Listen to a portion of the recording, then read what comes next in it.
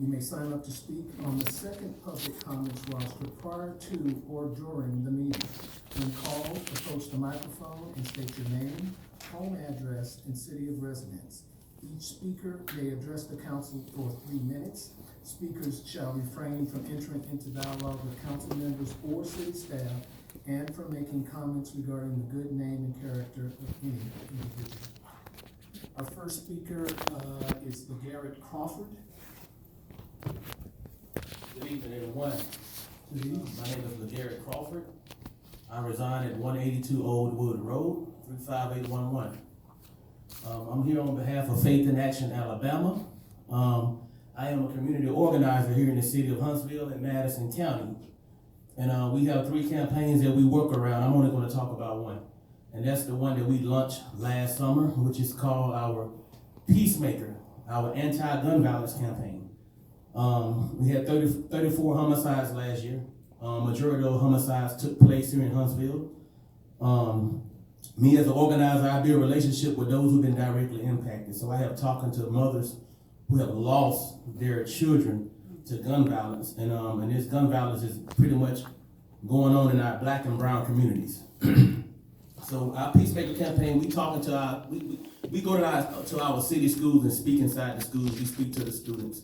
But I want to just lift up something to our councilmen tonight to ask you guys to highly consider a community violence intervention program that fits our city. I'm a part of a community stakeholder now, and I truly believe that working with community stakeholders like Faith in Action Alabama, our city government, also our local police officer, we can come up with a program to prevent gun violence and violent crime, especially amongst our youth. Our city is growing tremendously by the day. We the #1 populated city in Alabama, which is a good thing.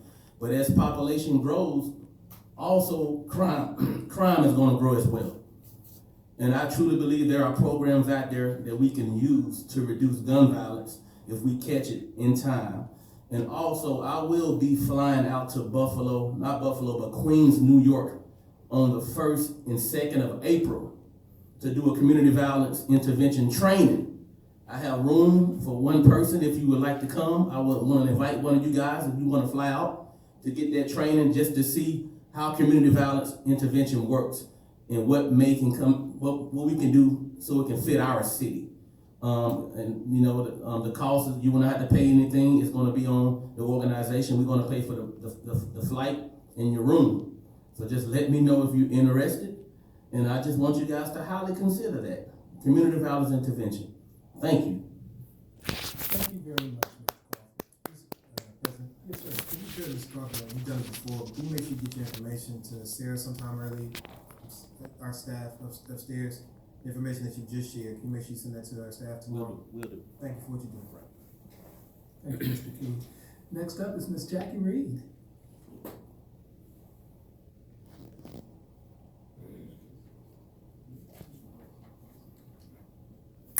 Good evening. I am Jackie Reed from Jack Coleman Drive. I'm here on a lot of issues always, and I love you all, but it don't change my thoughts about how you're doing and what you're doing for Huntsville.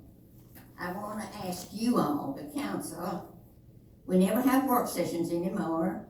The public's not involved in anything anymore you do. When you have meetings, public meetings, do you not call the council and tell them when they are and where they're at? Why don't you? You're not all, none of you do as much as that because such a good job. We used to have people that had jobs and tell council everything and what's going on. I mean, I don't want to fuss on you, but we could make things better for the public. And there's no public here anymore. You don't want anymore. You got to walk a mile, half a mile to get to the council. Y'all don't want nobody here. And there ain't nobody here to speak. That's exactly like you want it. You don't even read the complete council agenda. That's what you want. You're doing a great job. I appreciate it. I come here to talk about the parking garage over there. That's the worst mess that you've ever made in the city. I hate to say that. Government, God keeps me up at night thinking about it. I passed so many employees that worked at the county courthouse out there a while ago. I asked them, Where'd you come from? Where'd you come from? We had to walk from up through yonder. Okay, I don't understand it. And we have to walk back. Rain or shine or storm or weather, whoever come up with this should need to go see a psychiatrist. I don't know who did it, but it's been looked at for quite a while. Not too many public hearings was done on it. I never went to one. And who all voted on it, you're gonna be listed in my book and probably on the radio show if I get one. Whoever voted to tear that parking garage down over there, I still have a problem with it, and it's terrible. And I don't know if you ever knew Thomas Piff or not. He used to be a veteran Jackie Reed coming in here taking his counsel on, and he talks about this property, and he talks about that parking garage. And he goes on to say, I've got a sheet here on him, talked about Tommy Battle, how y'all had tried to get private developer gonna buy this property here in a few weeks so you could go over there. Triad Properties had made a deal with you, and on December you'd cancel it. But she's gonna bring it up again, and that's what you did. So I guess you're still saving this one over here for a developer. Nobody asked that question. Nobody's interested. Nobody cares. Put what you want to over there. That big old tall, ugly red building. They're all over this city. And you're wasting a lot of money on developers' parking garage paying for them. I'm going to the budget, and I'm going to get a budget hearing. And I also would like to know why even the mayor of transportation department, they don't put no meetings on there when you know where they are. I'd like to know more about the meetings. Thank you, Ms. Reed. And more about what you all are doing. Thank you. Thank you, Ms. Reed. Mr. President, I think it might be helpful to point out that we do have a lot of meetings that we have for the public. Councilman Keith, of course, has just scheduled a work session for tonight's meeting.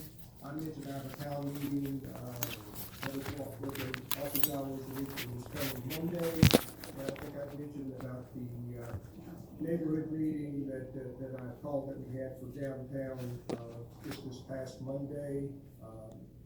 Mrs. Akridge had, council member Akridge had her transportation meeting here in the chambers last night. I was here for, I guess, like the first half hour of it. And you, Mr. President, you have your monthly presidential conversation. So we do have a lot of things that we do have out there for the community. As far as meetings. Thank you, Mr. Kling. Next to speak is Ms. Sarah Colletti.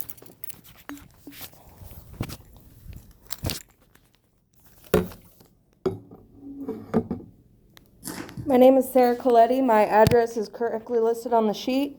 And I missed y'all last time, but I watched the meeting on my good computer with closed captions, and I really enjoyed Dr. Robinson's address to the Eagle Scouts. But I like to think she was talking to all of us Badgerers. I like to think she knows that I, like Miss Reed, love and appreciate her and only hope that she and this city will become magnificent eagles. And perhaps Councilman Akridge knows a similar proverb about whining. Tonight, I want to once again speak on public transit.